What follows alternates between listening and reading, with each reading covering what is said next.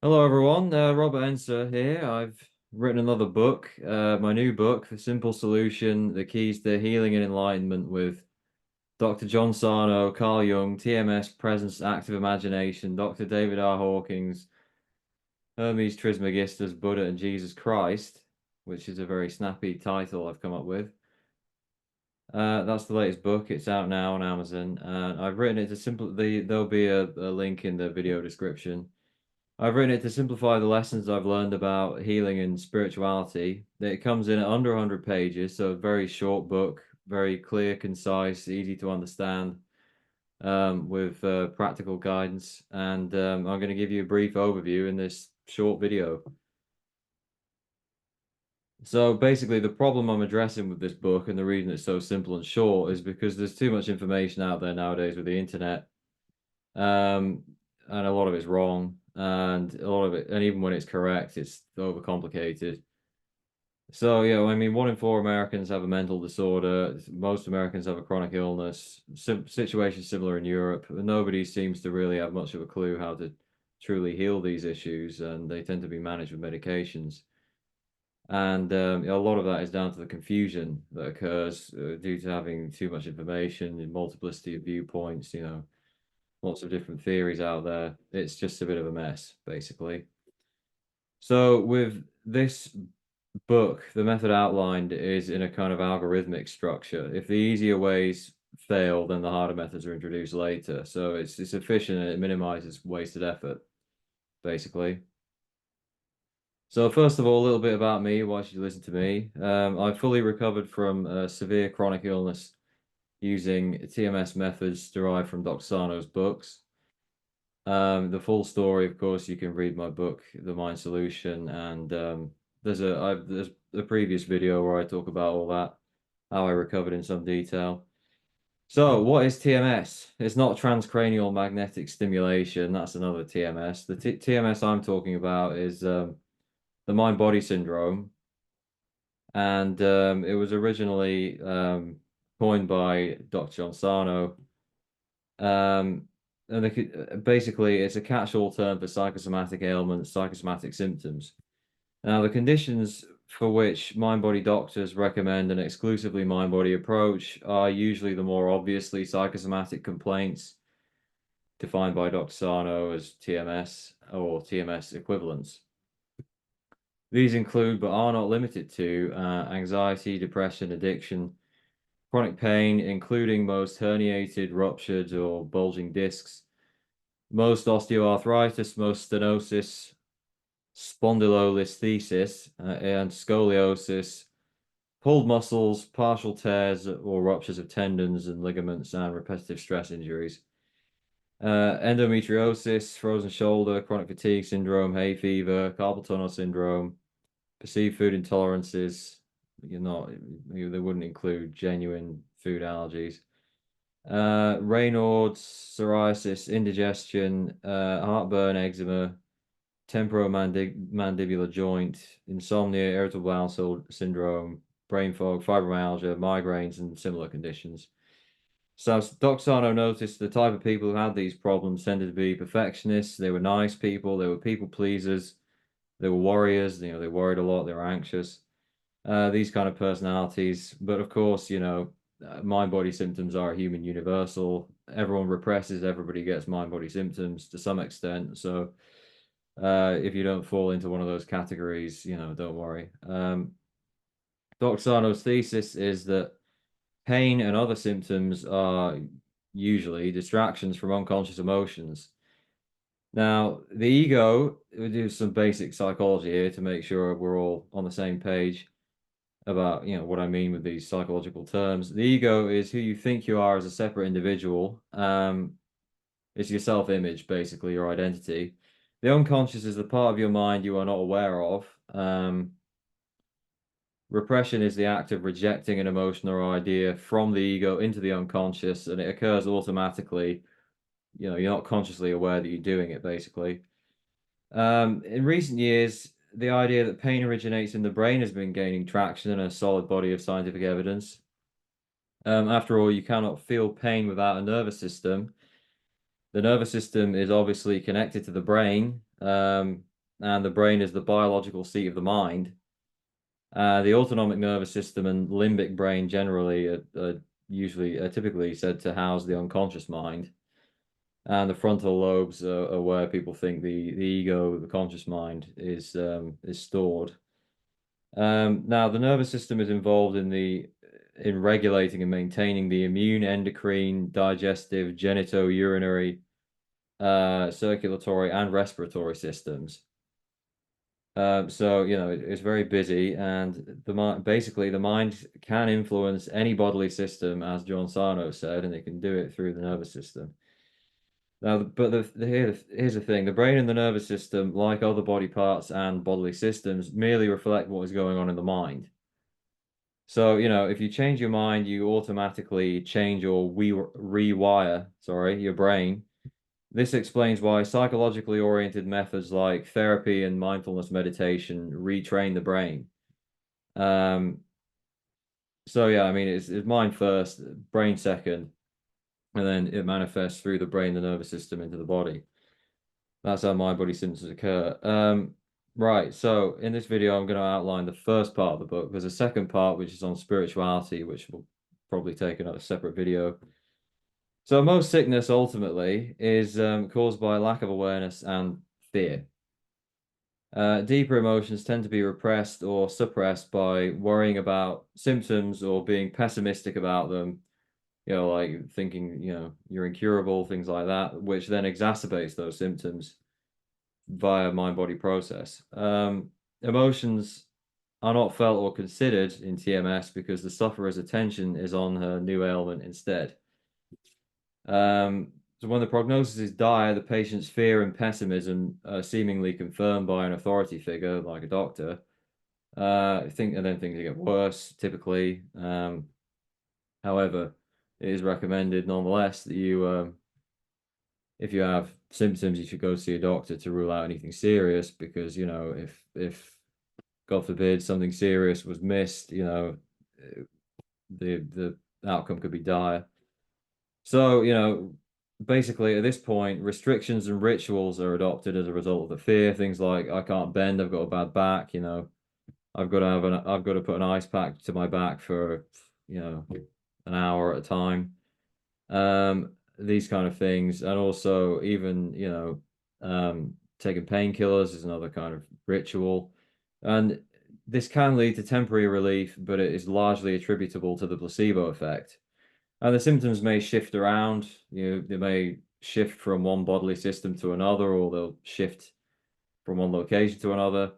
But overall, typically, while the root causes are misunderstood anyway, the condition continues to decline, or it doesn't improve at any rate.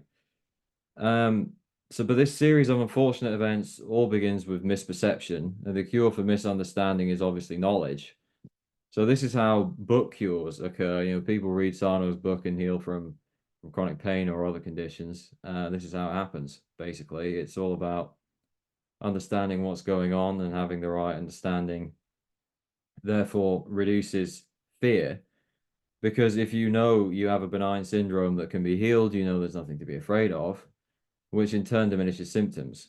So feeling better as a result of the new understanding, the sufferer at this point is emboldened to resume normal activities, move properly, move normally, go running, engage in vigorous sports, things like that.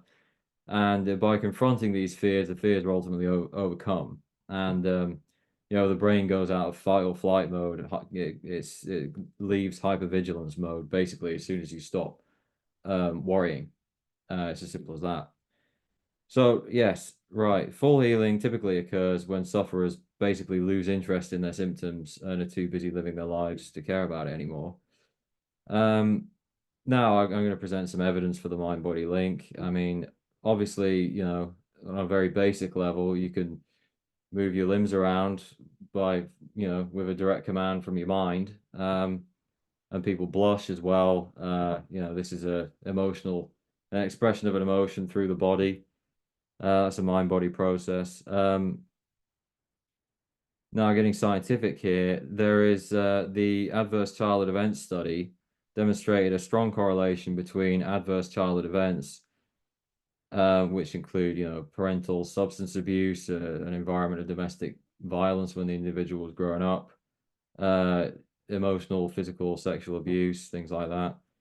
And so there's a strong correlation between adverse childhood events and the later development of diseases, including autoimmune disease, cancer, ischemic heart disease, and addiction. So then there's also a recent study called the Boulder Back Pain Study, in which the study tested mind-body therapy versus placebo control group and found that 66% of chronic pain patients either fully recovered or almost fully healed with pain reprocessing therapy, basically a mind-body therapy. So that's proof of concept for you. And Dr. Howard Schubiner, a leader in the field, and his colleagues have, in other studies, demonstrated that large percentages of IBS and fibromyalgia patients can be healed with mind-body therapies. So it shows it's not just, applicable to chronic pain. There's also studies showing many people have abnormalities like slipped discs and osteoarthritis with basically no pain and no disability. So the implication here is that the pain is caused by the nervous system and ultimately mind-body process and not by the slipped disc. If you've got a bunch of people out there with slipped discs who are running and playing sports without and not complaining about any pain, that's the logical conclusion. So yes, but I mean, this evidence can be persuasive, but really you should trust your own experience above everything else, including what I tell you. And just think back, did symptoms begin or worsen during a stressful period or a period of relative inactivity? What Sarno would call holiday syndrome. So, the idea is that people get sick when they go on holiday or retire or unemployed and generally, a bit bored. Then the symptom comes in as a distraction to prevent unconscious contents from surfacing, because there's not much else to think about during these boring periods. So yes, and another thing to think about and reflect upon is, do fear and negative expectations make your symptoms worse? Did you get worse following a diagnosis? With, like a diagnosis where somebody told you it's incurable. Bear in mind, of course, that you must get diagnosed to rule out anything serious.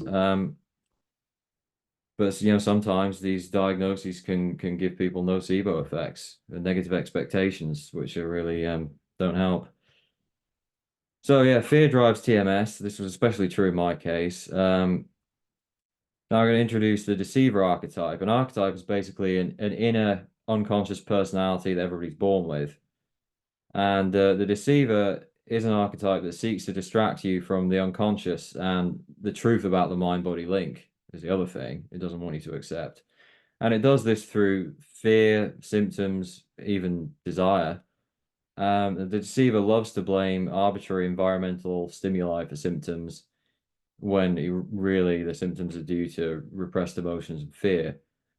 So, it can use injury, infection, food or mold as triggers, as pretext to kickstart symptoms. And, you get a symptom and you just look around outside of you for a cause, and, it can be food. In my case, it was food. And that gets blamed for causing the symptoms. And then from that point on, it becomes a self-fulfilling prophecy. Every time you eat a certain food, you get the symptom. But it's really just a learned conditioned response that can be unlearned with the right information and a willingness to gradually resume normal activities. So Dr. Schubiner says that the vast majority of allergies are actually conditioned responses, not direct effects of the foods themselves, and the allergen tests usually show nothing, no antibody. So these are really perceived food intolerances in most cases. And I encourage you to look for lapses and inconsistencies in symptoms, like sometime where, say, if you've got a problem food, you actually ate the food and there was no problem, or the symptoms weren't as bad, things like this can be used to build your conviction that what you have really is mind-body. And, the culprit really, to a large extent, is the fear-inducing information that's absorbed via various screens. This is really responsible for the modern epidemic of TMS. and related conditions. So if you look back at history, I mean, ulcers used to be all the rage back in the day, 100 years ago, but they went out of fashion ever since they were recognized as stress related. Then came in the 70s and 80s and 90s, carpal tunnel syndrome and bad backs. You didn't hear much about carpal tunnel syndrome, in the mid 20th century when people had pretty stiff typewriters, which is strange. And nowadays, it's food intolerances are very popular. But when I was a boy in the late 90s, we didn't hear much about food intolerances back then. So you have to wonder, did the structure of the human body change, or do we catch TMS through fearful, false information about medical problems and health? So know that fear is not your friend; it's basically your enemy in most cases, except for emergencies, which are quite rare. Fear is causing the very problems it is intended to protect you from. The lie of fear is listen to me or something terrible is going to happen, and it whispers this in your ear while secretly creating the very thing that you dread.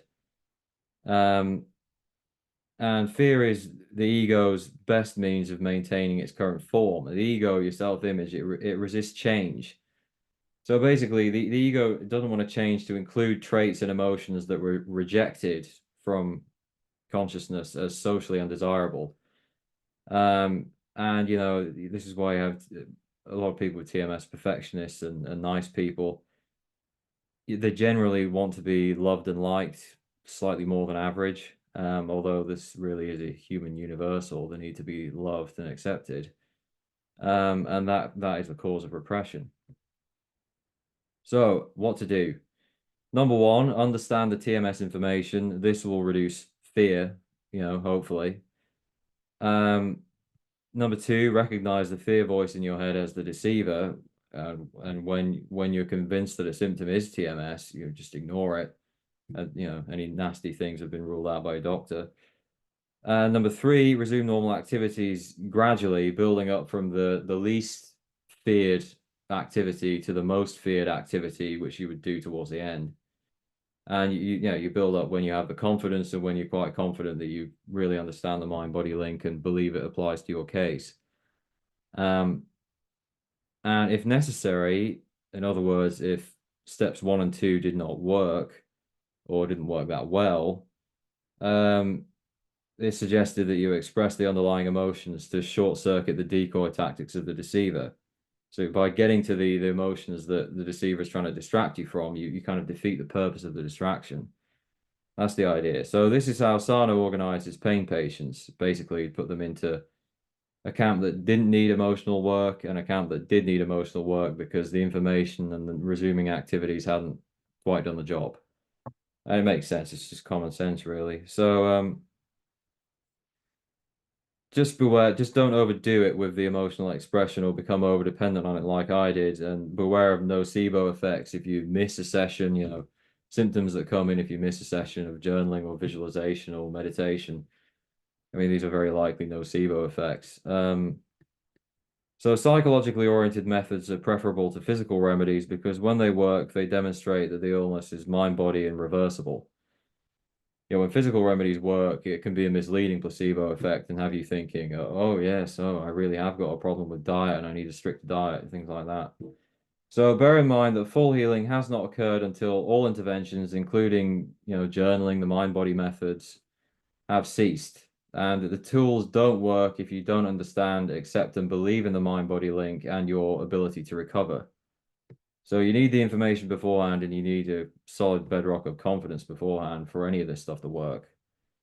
Journaling suggestions, I would say you could start out with current minor stressors like work or domestic stress. Look for the anger. The more anger tends to be more deeply repressed than any other emotion because it's so taboo and it creates so many problems. It's so troublesome. But anger is benign if it's expressed privately. There's no danger there.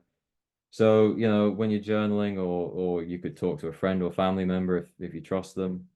Be blunt and try not to qualify your statements. Just be very blunt and honest about it. And it's often enough this type of journaling is often enough for people on the milder end of the symptom spectrum. But if that doesn't work, then it makes sense to look to the deeper emotions, and it's the unfelt emotions that cause TMS, the things you don't want to talk about or think about. I mean, that's generally going to be the causative emotion here. And typically, the worst life events will be in the decades of the past and not the present moment. Just mathematically, there's going to be more suffering in 3, 4, 5, 6, 7 decades than there is right now or in the last week. And the worst events generate the most emotions, the strongest emotions, which are more liable to be repressed because they're so potentially overwhelming and unpleasant.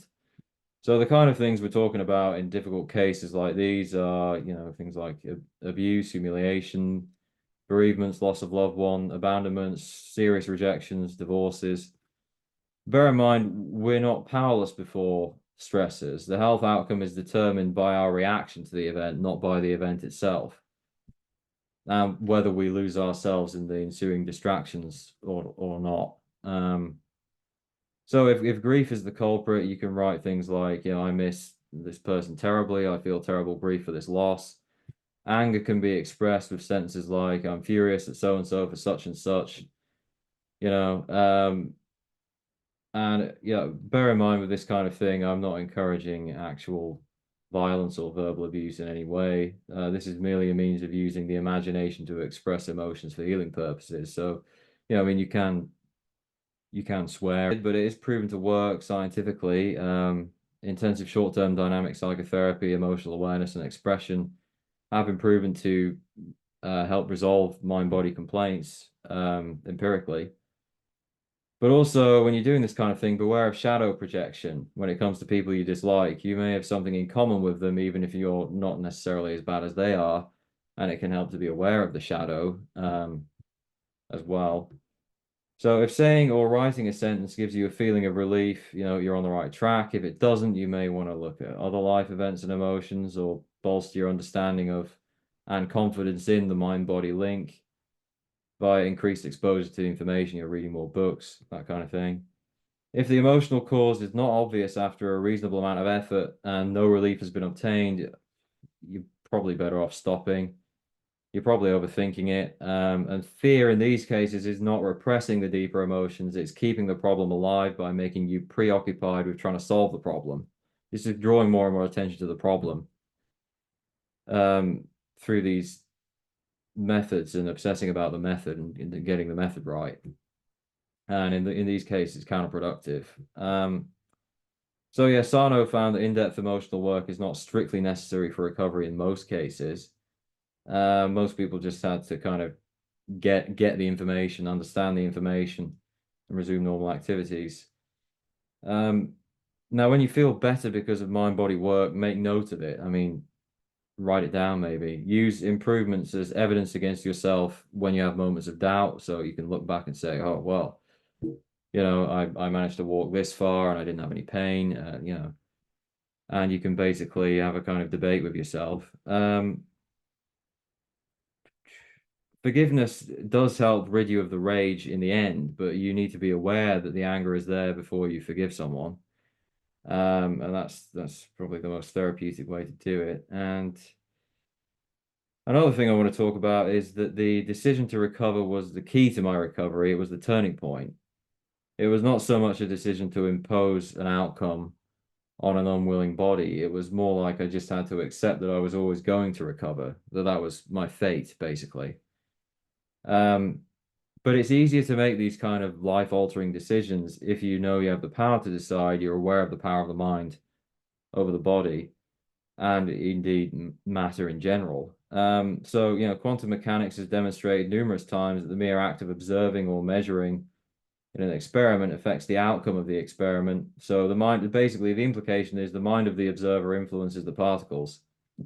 There's more evidence on these kind of power of the mind studies in the book.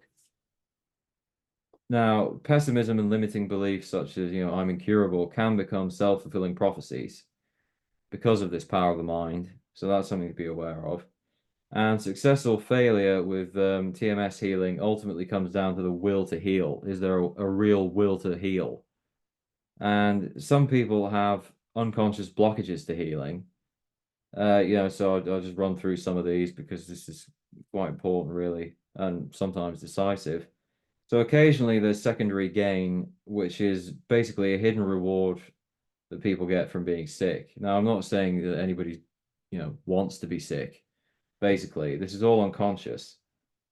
So, these people aren't malingerers. They're basically victims of neglected unconscious wishes.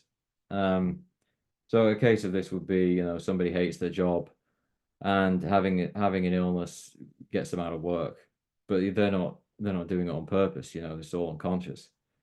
So other people think that if they heal, it will mean they were to blame for their illness. Now, you're not to blame because these things are basically, like I said, caused by the unconscious. So you're not aware of what's going on.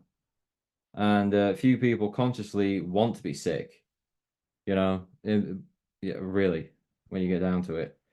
So other people don't want to admit they made a mistake by not applying Sarno's message sooner. So yeah, I mean, this is kind of a bit absurd. Everyone who ever healed the TMS way went down a lot of blind alleys, myself included. We went down a lot of blind alleys first, tried a lot of things that didn't work, that were completely silly. So because the information on TMS is so obscure and difficult to find it and accept, most people have to be somewhat desperate before they are actually even willing to consider it. And it's human nature to resist the truth, basically. So don't beat yourself up. Don't beat yourself up for it. It's universal. So other people are afraid of being disappointed if they don't heal. I mean, provided serious problems have been ruled out by your doctors, if you fail, you're probably just going to be back where you started, most likely. So you really have nothing to lose by trying TMS approach. Another technique you could try, particularly if you're religious or spiritual, is what I call the divine bargain. I mean, you could promise God or Christ, if you recover, you'll do something good, such as share your success story, which will help inspire others in the same boat. And if you're not religious, you could just promise yourself you're going to do something good, something you'll enjoy when you recover. Um, Now, this approach transcends the self-interest of the ego to tap into the power of the spirit, and it makes you feel like you really deserve to heal on a deep unconscious level. Um, so that can be helpful. And another thing to note is that basically my illness aligned me with my unconscious wish to spread the word about spirituality, mind body healing. None of this would have happened. I would not be, a mind body coach. I wouldn't be writing books on this stuff if it wasn't for the illness. So it was all necessary to bring me where I am today. And the psychologist Larry LeShan discovered that finding their true purpose was immensely healing, even for cancer patients. So many people are working jobs they dislike for financial motives or to keep their partner or their parents happy, and would much rather be doing something else. And this tension can express itself via the body. So yeah, I mean that basically concludes this brief overview of my latest book. If you want the book, it's available on Amazon. There'll be a link in the description below. Thanks for listening. Bye.